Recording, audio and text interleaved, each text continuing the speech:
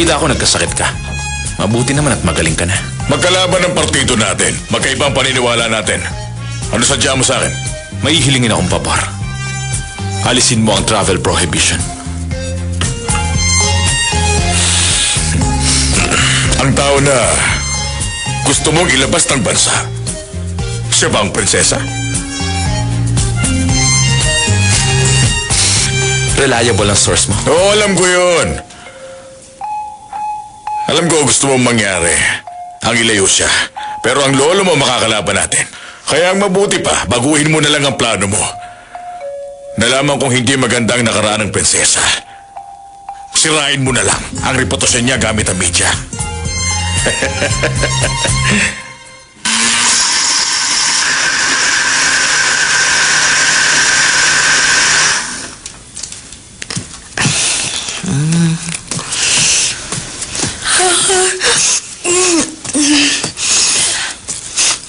Oh, bakit ang dami nito, Ma?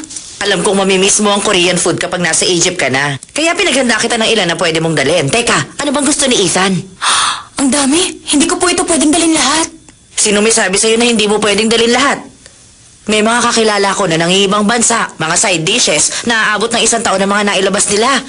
Maiba ko, pwede ba anak, na magpaalam ka ng personal sa professor mo? Ay, ewan ko sa'yo. Pwede mo naman siya tawagan, sumulat ka pa. Opo, papasok naman ako. Kakausapin ko siya mamaya. At saka yung sulat. Yung sulat!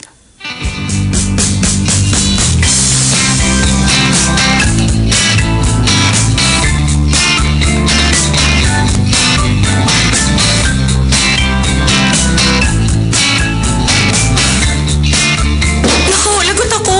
Nakakahiya.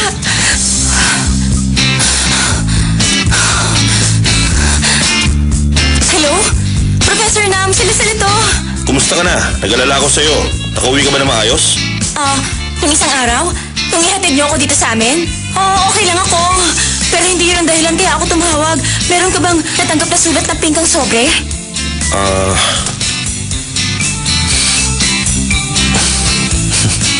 Yung may Dear Professor Nam, tapos may puso?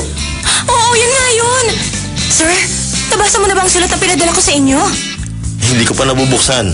Ngayon ko lang kasi natanggap ang mga sulat ko eh. Ay, buti naman. Teka sir, huwag mong bubuksan ha. Bakit? Ayaw mo bang mabasa ko ito? Gusto ko, pero nung pinadala ko yan sa inyo, akala ko hindi na ako babalik dito. May parte kasi dyan na hindi totoo. Huwag mong babasahin ha, okay? Pupunta na ako ngayon dyan sa school. Please, hintayin niyo ako. Palis na ako. Lisel! Tikman mo to, ang sarap. Teka, saan ka pupunta? Hindi ba ang sabi sa'yo ni Ethan, huwag ka lalabas ng bahay? May importante akong bagay na dapat ayusin. Hindi ako magtatagal. Ano bagay? Lisel!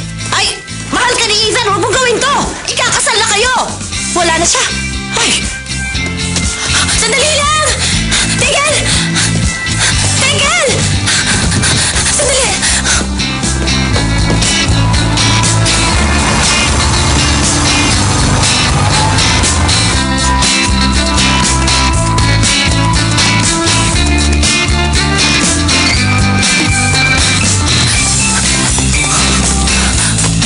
Excuse me. Pwede ka ba ma-interview? Ha? Tungkol din sa dahag. Anong ginagawa mo dito, ha? Professor Nam! Hindi ka nag-take ng finals exam tapos may time ka para magpa-interview? Kailangan natin mag-usap. Sumunod ka sa akin. Opo, sige sir. Professor Nam, ang galing niya palang umarte. Sumikat ang video ninyo ni Ethan. Madalas may reporters na rito. I'm sorry kung natakot kita. Natakot nga ako. Akala ko totoong galit kayo. Iniisip ng lahat na lagi ako mabait. Pero ang totoo, minsan salbahe din ako. Hindi sir, mabait po talaga kayo. Ha? Talaga? Kaya pala maraming estudyante ang malapit sa akin. Yung isang estudyante ko, sumulat pa sa akin. Akin na po yan. Ibalik niyo sulat ko. Bakit binabawi mo? Binigyan mo na sa akin kaya dapat itong basahin. Huwag, akin na sulat ko. Ibigay niyo na sa akin yan kung ayaw niyo mamatay ako. Ayoko nga. Sige na, please. Chain letter yan. Maniwala kayo. Chain letter ang pinadala ko. Ano?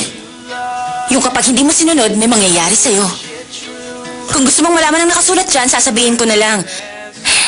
This letter was first sent from England. It has traveled across the world and has brought good fortune to those... Memoryado mo? Wow. Sir, gusto ko pang pumasok sa klase mo kaya ibalik mo na yung sulat ko. Nung gawin kong love letter na yan... I mean, thank you letter. Hating gabi na, kaya medyo emotional at sentimental na po ako noon. Kapag nabasa niyo yan, wala na po ako mukhang ihaharap sa inyo. Bakit sa dami ng lugar na pwede mong puntahan? Bakit Egypt pa ang napili mo? Ang sabi mo kasi pupunta ka sa Egypt, kaya... Professor Nam, may nasa mong sulat ko? Dear Professor Nam, habang nandito ako sa Egypt, sana lumipas ang bawat okasyon at bawat Pasko nang wala kang girlfriend at nag-iisa habang kumakain ka ng ramen sa kusina mo. Naramdaman kong sincere ka doon, ha? Oo nga, nabasa mo na nga. Magkakaroon ng election bago matapos ang taon. Bakit pupunta ka sa Egypt? Election? Yun lang ang gusto mong linawin sa sulat ko? Nag-aalala ako dahil ang sabi mo 3 taon mahigit kang mananatili sa Egypt. Iniisip ko rin kung paano ng pag-aaral mo, ang grades mo, ang kalusugan mo o kung ano ang mangyayari. At saka may mag-aalaga ba sa'yo doon o may makakasama ka ba? Inaalala kita. Sana po, huwag niyo akong kakalimutan kahit wala na ako. Bakit ba ayaw mong maging prinsesa? Gusto ko, maging simple lang ang buhay ko. Ayoko na may bodyguards at mga reporters na nakasunod. At higit sa lahat, ayoko na may mga nagagalit sa akin na ibang tao. Anong silbi kung magiging prinsesa nga ako, pero dadami naman ang kaaway ko. Siguradong kapatid kong president ng anti-fan club ko.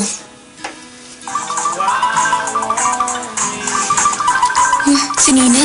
Excuse me po, sir. Oh, Nina. Listen, nasan ka ba? Nagkakagulo na dito. Yes, administration office? Bakit? Hindi ko kilala ang estudyante na sinasabi niyo. Ano? Excuse me, may titignan lang po ako. Naririto ako ngayon sa loob ng Shoring University kung saan nag-aaral si Princess Lizelle Lee, ang hindi kilalang prinsesa ng Imperial Family. Si Lizelle Lee ay apo ni Lihan, ang sikretong anak ni Emperor Sunjong. Bakit? May problema ba? Professor Nam, alam na nila kung sino ako.